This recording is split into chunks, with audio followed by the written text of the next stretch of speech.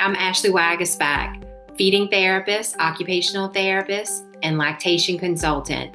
Look forward to discussing all things feeding so that we can support you to bring your little one to their maximum potential so that feeding can be enjoyable for the entire family. Are you looking for a community of other moms joining together to support their little one through the ups and downs of feeding and gross motor milestones? The Thriving Together community is just for you. Find us on social media at Instagram, Facebook, and www.sensorysolutionsTherapy.com to learn more. We look forward to seeing you. Hello, everyone. Welcome back to another episode of Feeding Solutions. Today, I have Heidi Cehan, who our worlds crossed whenever I was supporting her with her infants. And today, she's coming back into my world so that I can learn a ton from her and that we can, as just a broader community, learn more about what she's doing. So let me introduce you, Heidi. Heidi is a native of Cutoff, which is in South Louisiana, and she's currently a resident in Houma. She graduated with her bachelor's and master's degree in nursing from Nichols State University, and Heidi has experience in family medicine, pediatrics, and urgent care. After discussing some health issues with a colleague who turned friend, she was a former research nurse, she introduced Heidi to functional medicine. Heidi's friends spoke with her about this different side of medicine that she had never heard of before, and her eyes were open to root cause medicine. Heidi has received multiple certifications as she claims she is a lifetime student. I love it. Heidi's a diplomat of the American College of Lifestyle Medicine, a functional nutrition counselor through the Functional Nutrition Alliance, and a certified lactation consultant with IBCLC. She's attended specialized conferences for pediatric immune health through the American Academy of Anti-Aging Medicine, and she plans to pursue further functional medicine specific training through the School of Applied Functional Medicine in the future. Heidi and her husband Joe have three beautiful daughters, Sophie, Isabel, and Anya. And when Heidi's not working or caring for her family, you can find her playing music, singing, sharing fun content on social media, or teaching yoga. And she's a registered yoga teacher. Wow, look at you. Heidi looks forward to serving the Bayou region by providing high quality, patient centered care so that her patients can achieve longevity with grace. Thank you so much and welcome onto the podcast. Thank you so much. I am so excited. I used to have a podcast myself. I have not done it in years now, thanks to Well, Hurricane Ida, but I am so excited. This is my first interview, like someone interviews me this way. So I'm yay! excited. Thank you for having me. Oh, absolutely, absolutely. No, this is information is so critical. I think we're just in the age of so much information and it's time to just put it out there where people can access and be able to make change that they're seeking. So go ahead, tell us a little about yourself. And that was a thorough introduction, but tell us a little bit about the ways you're supporting the community currently. Yeah, of course. So I work at Bayou Functional Medicine. I currently do virtual visits through there, providing functional medicine visits. In addition to, we just released some membership programs to provide Awesome. really high quality functional medicine education. And we're also, you know, trying to reach out more into the community that way. I also Mhm. work for Bayou MD Urgent Care, where we do not only urgent care, but we do wellness there as well, such as Okay. IV hydration, weight loss, Mhm. stuff like that. So that is career wise what's going on. Mhm. Yes, I'm a mom of three. I have a 5-year-old and almost 9-month-old twins at this time. I am currently an exclusive pumper. I Mhm. exclusively pumped for Sophie, my 5-year-old, and I only lasted 2 months.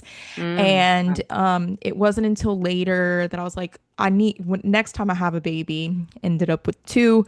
I was like, I really want to try a little bit harder to, give them breast milk at least for sure until the first, like through the first year of life. And Mhm. so I was blessed to be able to become an IBCLC. I did, like the 95-hour course and Mhm. class, and I did a lot of hands-on lactation support as a nurse working in the women's center doing, postpartum mother baby. And I always liked it, but like otherwise, I mean, I would only ever help in the hospital setting. Right, So right. then when I got into clinic, I really wanted to have a better understanding in order to be able to explain, to moms, what's going on with their body, what's going on with Mhm. baby's body, and kind of have a deeper understanding. So not only, for the patients, but I mean, for myself too. And so I'm proud to say I'm still going at it almost 9 months in. Wonderful. And it works. It's fun. And so I think also having that firsthand experience to be able to say, hey, look, I've done both things. Mhm. I stopped at 2 months and then, now I'm 9 months strong. So it's as long as baby is fed, that Absolutely. that Mhm. is what matters. And so I really love to be able to provide, both insights. If you want to do it, Mhm. I'm there to support you. However, Mhm. if it's just not something that's available for you, I'm okay with supporting you on that too. Absolutely. So yeah. That's awesome. So great. So take a little turn into the world of functional medicine. Where did that come from that you were like, this is the route that I want to go into? Oh man, I mean, I'm not kidding when I say my friend, literally I was doing family medicine and one of my friends started working there and she was a research nurse and I was going through some health stuff Mhm. myself and like to me like going through health things my whole life and I'm like always try to like find the answers to everything. I'm Yes. constantly Mhm. seeking answers to like have a better understanding of things.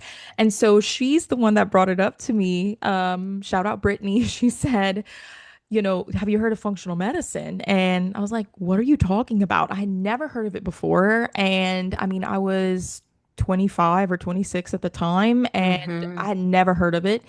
And so she kind of sent me some resources and stuff, started to look into things. And I'm like, I just intuitively knew, I'm like, this is it. Like, this Mhm. is what I have been looking for Okay. to have a better understanding in order to help people. Absolutely. And I felt like I was helping people, but like there was a gap. Like I'm like, man, Mhm. like, a medication and supplements, and it's absolutely necessary that we have both worlds to look Absolutely. into and understand.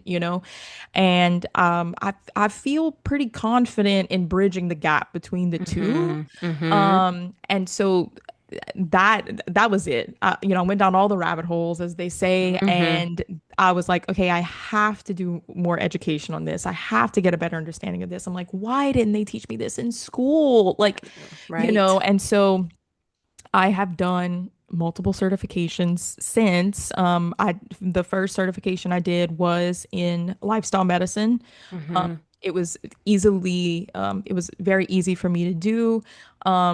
And then took that exam, passed that exam, and then I was like, I want kind of a better understanding as far as like food goes. Mhm. And so then I did the functional nutrition counseling certification through Functional Nutrition Alliance.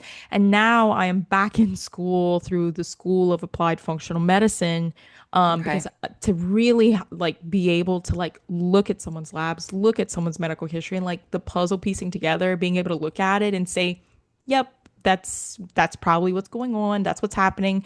And then by supporting people that way, not only with diet, food, but also with lifestyle change, in addition to, maybe, our American diet is not necessarily the greatest. And so, how can I support people with understanding more on supplements, but also how does the Mhm. body work?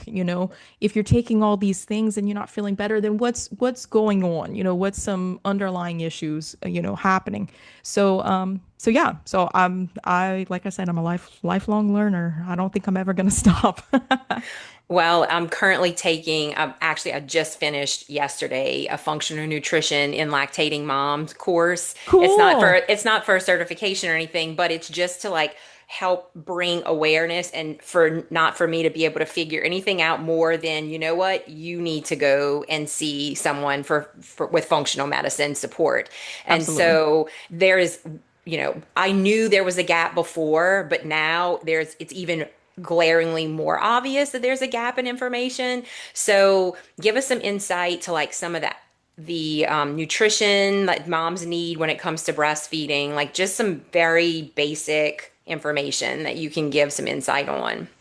Absolutely. So it is never too late to get started on improving your health. Let me Hmm. say that first and foremost. However, a lot of it comes preconception. Hmm. So having the body prepared, having the body ready nutritionally prepared to not only carry a baby, grow a baby, and but after the fact, providing the baby's full nutrition.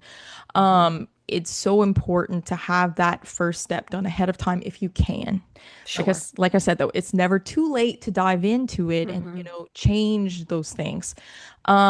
So optimally, I mean, you think about it, breast milk, I mean, it has all the nutrients, antibodies, enzymes, like everything that our babies need for optimal Hmm. development. So it's not, the milk itself is amazing and fantastic.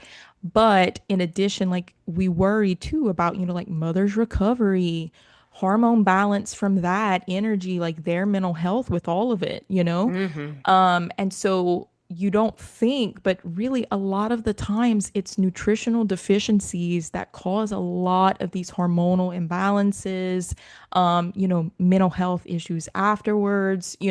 So if having Makes a sense. good base, Hmm. for the mom, it it definitely helps throughout the whole pregnancy experience, but even postpartum afterwards for sure. Absolutely. So, being on the side of supporting the baby, though a lot of babies are coming to my world who are excessively gassy, refluxy. They seem just sensitive in general. So, Mhm. like as far as those babies and moms trying to figure out, like, is it something that's in my diet? How would you approach that? So, yes, some babies do react to specific proteins or compounds that do Hmm. pass through breast milk. Okay. So, like the most common ones are cow's milk protein, soy, and then sometimes it can be eggs or corn. I have to say, in practice, a Hmm. lot of the times it was really corn and corn syrup, and that's in so much of our Hmm. diet, and we True. just don't even Absolutely. realize. Yeah. And so, oftentimes I would have a mom that would come in that I'm like, look, I'm not saying you have to completely get rid of it harshly, but if you Hmm. can, try to be gluten free, dairy free. You hit on the soy and dairy aspect just by doing that. And typically you'll see an improvement in baby within 2 weeks. Okay. Now, it's not going to be a night and day difference. It Mm-hmm. technically takes up to a month to really see a change for Mm-hmm. those babies to Mm-hmm. get that out of their bodies, right? Like those Mm-hmm. proteins.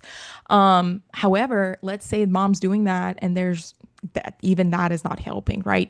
So where do we go from there? So then you kind of look more into like the egg thing, corn, Mm-hmm. Mm-hmm. and it's important mentally because food is such a big part of our lives. I know for me it Yes. was, and with Mm-hmm. Sophie especially, and I had to go gluten free, dairy free. Mm. But I know I was nutrient depleted. And so by doing that and not having that dopamine hit of joy from food, of the things I loved, it very much sent me into postpartum depression so much quicker than I think what would have Yes. happened. And so I'm like, I just can't do this anymore.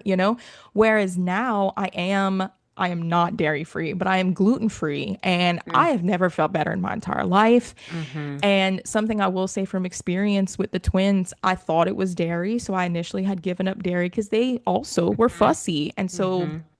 I tried that, but guess what? It was still happening. They were still throwing up, still having the reflux things. I completely went gluten free and introduced dairy back. Night and boom, it was fixed, done. So turns out it was the gluten, it Gluten. was soy. And something I explain often to people. So some parents say, I can eat one and not the other, or no, I can't eat both. But what happens is, as gluten and dairy break down in our bodies, in our stomachs, Mm-hmm. it our guts identify it potentially as the same thing. That's not for everybody, but Mm-hmm. it Okay. does happen in some. So that's something to consider too if you've tried one thing or the other. Trying both and seeing how that works as well would be a good idea. Yes. Well, and so let's touch a little bit more because this course that I just finished taking was bringing to awareness how some moms, because they're so hyper vigilant about the foods that they're eating, triggering responses in their babies, they come in pretty limited. They've like taken it all out. They've taken dairy and gluten, and then before you know it, they are eating five things. So, like, how does a mom continue to support adequate nutrition while she's feeding a baby who is kind of going through this sensitive period? So the best thing to consider, we want to switch whatever we're getting rid of or removing for just the time being. Again, something Hmm. to remind, this is not a long-term restrictive thing, okay? Hmm. Hmm. It's temporary, okay? But Right. we want to switch it with nutrient dense alternatives. So like, Okay. you're taking out dairy, maybe we're going to emphasize like calcium and magnesium rich foods like leafy Okay. greens, almonds, bone broth. Like there's a whole plethora, I promise, of things that can be Hmm. introduced to have adequate protein intake, which is so, so important in addition to hydration. Okay. Hmm. Another thing that can help out a ton, not only for mom, but also for baby, is really focusing on mom's gut health. Hmm. So oftentimes, if the mom is also sensitive to this, the body naturally produces antibodies to specific foods. And so Hmm. you can Okay. have inflammatory markers in your blood that show, hey, whenever you eat this, you know, this count goes up. And then if you're having these antibodies in your blood ultimately is what makes breast milk. Then the breast milk is getting given to the baby. And so the baby's reacting too. So more than half the time, I'm sure you remove something that is triggering the baby, likely it's going to improve your gut health as well.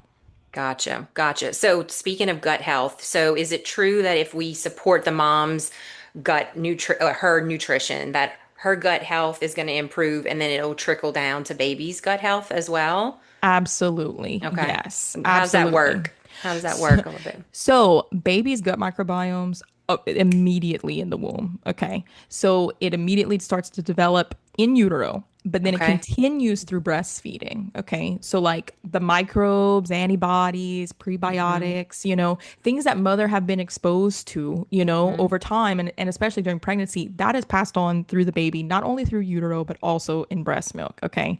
So when a mom's gut microbiome is diverse, balanced, has, good beneficial bacteria and good immune markers to pass on to the baby, typically the baby does well. And so I'll hear a lot of moms say just through practice over time, it's like, man, I'm eating really well, I'm doing all these things, but they've never really looked further into what type of gut microbiome they have going on despite the foods they're consuming Mm-hmm. too, you know? Mm-hmm. Yeah. Absolutely. That makes sense. So if a mom is seeing blood or specks of dark coloring, which we might suspect is blood, or they take their baby's diaper to the pediatrician, they test positive for blood, or, I'm constantly looking at baby's diapers and seeing mucus in the stool. Yep. What, do you suggest, okay, we, automatically need to switch to formula? Like, are there things that mom can do to modify? Absolutely. You do not need to automatically switch to formula because Okay. what's really funny is typically is with switching to formula, more than half the time it's going to have the things that you were consuming that's making it happen anyway. Yeah. So you do not need to switch cold turkey, not in the slightest. I definitely think initiating some type of elimination diet first Okay. would be of the utmost benefit. Okay. Okay. Okay. But let's say you have somebody that needs to supplement. Okay. I'm one of those people. I have to supplement the girls because I do not make enough to feed the both of Right. them at this point. Mm-hmm. I did it for 4 months solid. I'm very proud of myself, Awesome. but I couldn't, couldn't do it after that. But that's okay. So I figured out they couldn't tolerate cow's milk formula despite Mm-hmm. me eating the dairy still. But Interesting. I did goat milk formula Okay. Okay. and exponential improvement, Mm-hmm. but blood and stool is scary. I mean, I know a mom sees blood or knows that their Absolutely. baby is in pain. Like that's Mm-hmm. not an enjoyable experience for anyone. And so, I in the past have seen moms that they immediately wanted to switch because they're like, nope, can't do it. I don't want to Mm-hmm. do it, and that's fine. That Sure. if that's what you need to do because for yourself, both physically and mentally, you cannot cut out these things, then yes, then it may be of the utmost benefit to switch Mm-hmm. baby to something that's tolerable. And there's so many formulas and on the market to switch Mm-hmm. to, Mm-hmm. to figure out what's necessary for baby. Now, something to consider is you don't want to be formula hopping. I will say that. Okay. You don't want to be switching back and forth to a bunch of different ones because then you kind of don't know, what is the baby reacting to out of Very these true. things. So you need to at least give some time when Mm-hmm. introducing these things if you have to. Yeah, absolutely. So, okay, mom doesn't have to automatically stop breastfeeding if she sees blood in the stool. Yeah, she probably has to make some modifications. What other things can she do to support her body if she wants to continue breastfeeding, but she's seeing mucus or maybe inconsistently here or there, maybe there's some blood. Absolutely. So something that I always recommend, mom and baby, probiotics. Okay. Probiotics, probiotics, probiotics. So Okay. um there are different brands on the market. I Hmm. always say you want third party tested, organic if you Yes. can, from a reputable source, Hmm. because I mean, Hmm. this is your baby we're talking about, but also yourself. So, by taking the probiotics yourself, you can pass these things along through the breast milk. Okay. So you can take it first, pass it to baby that way. Or there are some brands that you can give that actually will target these strands of probiotics target specific things. So like colic Okay. specific. Okay. That's what I personally used for my Hmm. babies, and I actually have already done gut testing Okay. on them, Hmm. and it actually showed that they were C-section babies, Okay. the twins were C-section babies. Their gut test showed that they were normal vaginal delivery babies because that's so like that was like Wow. A+ for me, pat on the back, very proud of myself for making that Yes. happen. Yes. So by providing that to the babies in addition to dietary changes, is likely the best foot forward. But you got to think, right? So like we're taking out some things that are high in protein, Mm, so we need to have that. So switching, like I said, to higher quality nutrient dense foods, you want to aim, my mom wants to aim for like 80 to 100 grams daily to sustain okay. good milk supply. Having healthy fats, omega Mhm. 3s, it's so vital for milk production, but also hormone balance and mood for mom. Gut Absolutely. support, fermented foods, the probiotics too, some patients can't tolerate certain strands because they may already have Okay. an overabundance of it. So Okay. that's another thing that you kind of have to play with and see what you're Hmm. comfortable with and Hmm. also see how baby reacts as well. Yeah, yeah. So there's, I think there's I'm gonna say a myth out there. Partially, there could be some truth to it. Breast milk is the perfect food for your baby, but can that be impacted as far as like the perfect food if mom's diet isn't nutrient dense? Correct. Yeah, Yes. Yes. yes, Yes, and yes, and. yes, Mm-hmm. and so that's like I said, like it's something to consider not only for your health to change, diet and Mm-hmm. lifestyle if it's Yeah. not where it should be. Mm-hmm. It'll only improve your health, but baby's health in the long run. The most important time of their lives is the first 1,000 days. Okay. So, like, immune wise, the first 1,000 days, basically their immune system, it's decided for the rest of their lives. Wow. So by having, breast milk on board is important. But let me Hmm. say for the moms that aren't breastfeeding, but they're giving their babies formula, and let's say they're listening to this and they're like, oh my I gosh, know. like panicking. What do you mean? What have I done? Like I said, you can give, targeted probiotics. You can do gut testing on your baby and yourself and see Yes. what is the best step forward? What is the best thing to do as far as vitamins and probiotics go? Hmm. Hmm. Especially if baby is not at the age where they're eating foods yet, because that is Hmm. also Yes. important whenever we start introducing solids as well. Absolutely. Okay, so you said mom needs 100 plus grams of protein. Is that what Mm-hmm. you said earlier? Yep. So when they're lactating, what other supplements should they be queuing into? We don't want to do just like a prescription for everyone, but Right. like what are going to be some important foods, supplements that mom's going to want to consider whenever she's lactating? Okay, so big deals are your omega 3s, Okay. DHA, EPA, okay? Mm-hmm. Vitamin D, Okay. magnesium, Mm-hmm. a B complex, Okay. ultimately a B complex, not just vitamin B12, that you Okay. might hear, a B complex that Mm-hmm. has all the things, okay? Okay. And a good probiotic. That is like, if I were to say five things supplement wise, Okay. that's what I want you to do. And not all supplements are created equally, so pay Hmm. attention to where they're made, if they're made in the Absolutely. United States or out of the country, and Yep. dig and do your research to, like you Yes. said, third party, if there's some research behind those. Yep. And if wouldn't you agree, like if there's something more specific going on that maybe mom should consult with a medical provider, functional medicine person, if they're, Absolutely. Like yeah. presenting, like I say mamas know best. You know your baby, you know when something's not right. Your mama gut, like God gives us that for a reason. And so Mhm. going in and asking specific questions to your pediatrician or to your family doctor, whoever it is that you see, functional medicine practitioner, whoever, Mhm. coming in with, a list of questions, knowing, hey, what can I do to optimize not only myself, but my baby, you know? Mhm. So I make sure that, they're at the forefront.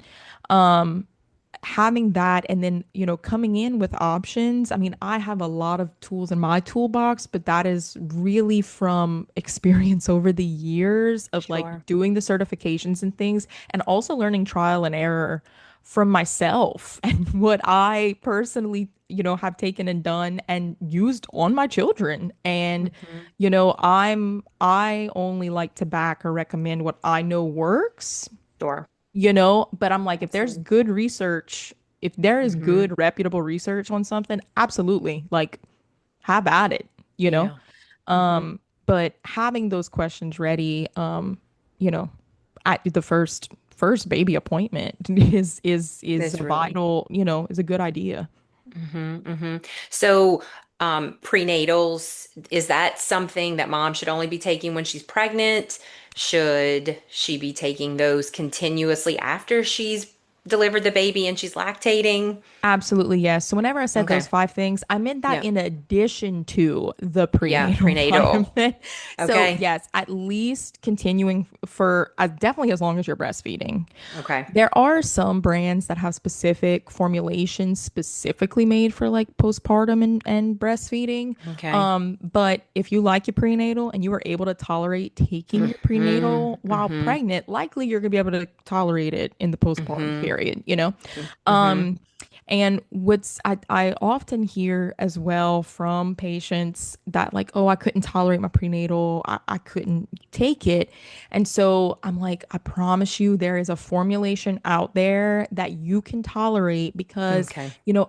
a lot of brands, some things are made in the lab. That's why it's not, sometimes it's not sourced from natural resources. Makes There sense. are brands out there that like the vitamins, like the nutrients that are in it, they're sourced from food. and they're like super Mm-hmm. concentrated. So like that typically is going to be better tolerated, for someone that has hyperemesis or, Makes um, sense. can't tolerate certain things. There's absolutely brands out there to try and take. Mm-hmm. That is of the utmost, that's number one. But then the rest of the stuff is really to support hormone health for mom in the Okay. postpartum period, but as well as milk production too. So even if you're not lactating, like you've decided to just formula feed, you would recommend continuing to take a prenatal past the delivery of the baby to support hormone. Absolutely. Yeah, that's good. Yes. That's good information. Yes. Absolutely. Yeah, I think that there's definitely some there's a little black hole. I think I'm seeing that consistently with moms. Just when with taking this functional nutrition course, I've been like polling the moms that are in my world, and I would say 50% of them weren't taking their prenatal anymore. I And know. so I it's know. yeah, it's consistent. Yeah. So it's good to get out there to know the importance of that. So you mentioned baby can take probiotic. Do you first like to try to like supplement mom with the probiotic if she's breastfeeding to see if that has benefits in calming a sensitive baby? Like what's your recommendations as far as supplemental support for babies? It is very much up to mom. So if they are comfortable with giving the Hmm. baby the product themselves without Hmm. trying it first, Hmm. specifically, certain probiotics can be beneficial for babies, like with certain sensitivities or like eczema, reflux symptoms, like Lactobacillus reuteri. That's a Hmm. really high, well-researched one for colic and gut balance. So like Okay. that might be something you probably would just want to give to the baby, Okay. I'm pretty sure that's the one that's in the product that I gave the babies. I did not Hmm. take that one first myself. I just gave it to them, Okay. but I had done the research when it came from a brand I trusted and, Hmm. and knew, again, third party tested. But Hmm. I also myself took probiotics the whole before pregnancy, while I was pregnant, and continued to do so myself. So they are getting other strands in addition to like the maternal probiotics that I'm taking too. So the microbiome, kind of going back to what you said earlier about how your babies were section babies, and you still, you did this little gut test, and they had this beautiful microbiome. You, so we can support babies' microbiome development in utero. It's not just like once they pass through the vaginal canal. That's not the first hit that they get. Correct? Correct. Okay, No, that is not. That's like, that's new information to me. Yeah. yes, yeah. So definitely you got to think. So like where are babies located in a mom? Yeah. Literally in front of the intestines. Or like they move up, right? Mm-hmm. Like, intestines Yeah. move up, they No, move it's around. true. So, it's right there. And Yeah. so, you know, it starts forming then. And Mm-hmm. then, having a vaginal delivery, yes, they are exposed to much more by being birthed vaginally. Okay. Sure. If there are companies that you can do something called seeding. I'm gonna let y'all look that up if y'all want to understand and do that. That is a Uh, thing that some that's the women thing. do. Okay. If they know they're having a scheduled C-section, or if like Uh, the chance, like they'll have the kit ready to go. I'm not gonna say what you okay. you can look it up. Yeah. It's a Yeah. thing. Okay. But it has to be done within, I believe, the first 24 hours of life. Otherwise, what's the point? So, Okay. um, you know, no matter Mm-hmm. what, though, if you're supporting your gut while pregnant, more than likely the baby's gut is going to be have a good check mark, and then with breastfeeding and taking good supplements and probiotics and giving baby good supplements and probiotics as well, you're getting even more check marks to say like, okay, immune wise, we're Mm-hmm. giving them the best that we can possibly give.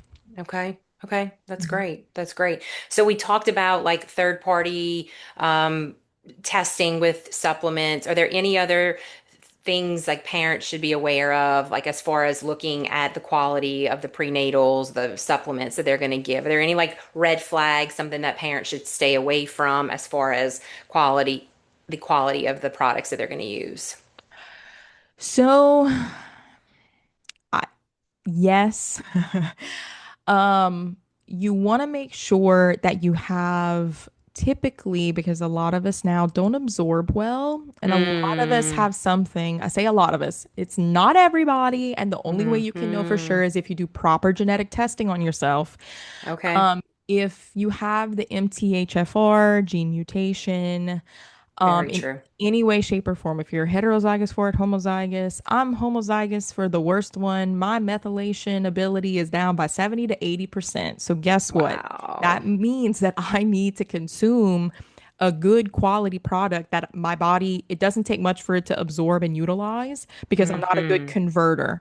So, something to look for is making sure you have like a methylfolate Yes. in the vitamin rather than like a folic acid. We want now folinic acid is completely different from Okay. folic acid. Okay. So folinic acid, good. Folic acid, no. So, Hmm. that is something else. A good methylated vitamin is very important. There are so many brands on the market that are third party tested.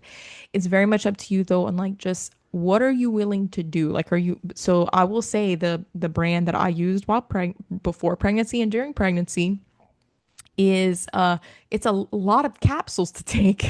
It's a lot Yes. to in order to receive the adequate amount of supplementation. Hmm. So it is basically like a meal. And so that's why too it is a little bit harder for pregnant women to take the supplements too sometimes. But it's kind of up to you. Would you rather take 6 pills or you rather take 3 pills if Hmm. comparing apples to apples, you know?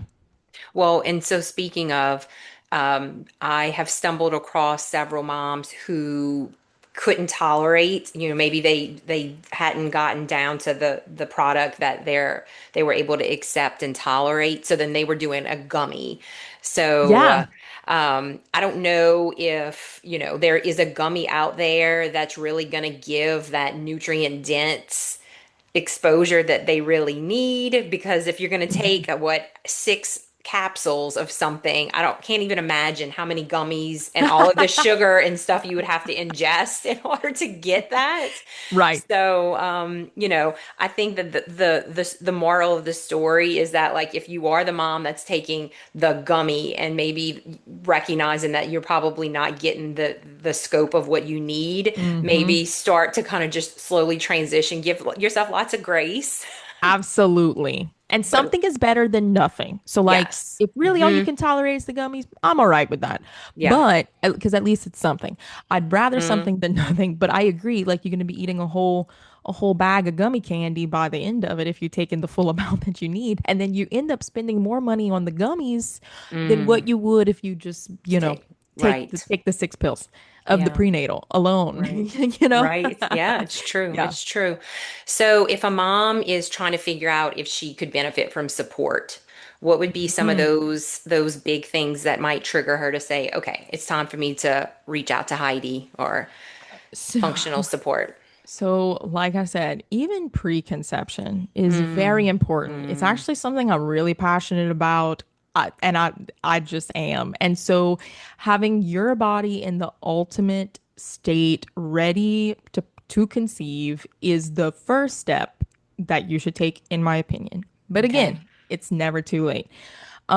If you see that once baby is here, baby is fussier, they're having, certain symptoms like severe reflux, constipation, Mm. is a big one for a lot of people. Eczema, like Yes. if you're having those things and you've maybe tried some stuff already and you need some more insight, that would be, a good time to come. Yeah. But even after the breastfeeding journey or postpartum journey, quote unquote, is done. I mean, we're always postpartum forever, but it takes 2 years, which really it probably takes longer, but research has shown that it takes 2 years for you to restore your nutrients, like to restore your Wow. nutrient and vitamin status post having a baby, because Wow. our body is going to optimize the baby first. So there, it is going to give everything to the baby, which good, great, Right. awesome, Right. but at the same time, in order to be our best selves to care for our babies, you need to work on you too. And so that not Mm-hmm. only comes from supporting ourselves nutritionally, but also mentally and emotionally and having a really good support system, to kind of talk things out and do have some, have some friends, have some mom friends, even if it's just talking on the phone, I'm Absolutely. always very open and happy to answer any questions or provide the support that I can, because I know Yeah. it's we all just trying our best out here. Absolutely. Yeah. Absolutely.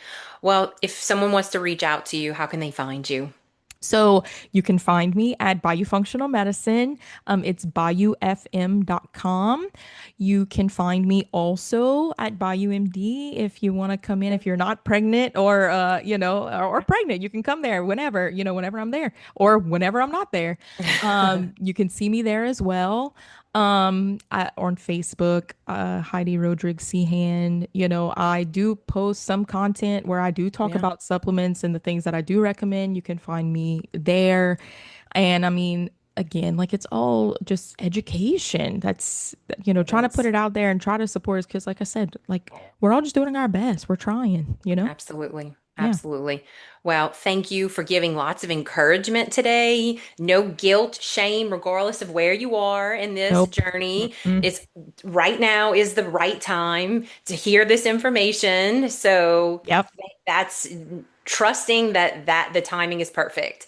So Absolutely. no looking in the past, just move forward and do better now that you know better. So I Yep. appreciate you coming on today and sharing the wealth of knowledge. And I love that you're constantly learning and trying to just stay on top of as things evolve. I think it's critical. And so medicine is dynamic, and we want to be providing the latest, greatest to the people that we serve. So obviously that falls in your court. So thank you for that. And again, I know this is going to be valuable for everyone. So thank you for your time. Absolutely. Thank you so much, Ashley. This was great. I had so much fun. Absolutely. Talk to you soon. All right. Thanks. I hope you found this episode on the feeding solutions helpful. If you would like more information, please follow Sensory Solutions on Facebook or Instagram, or you can always visit our website at www.sensorysolutionsTherapy.com. Thanks so much for joining today, and look forward to seeing you next time.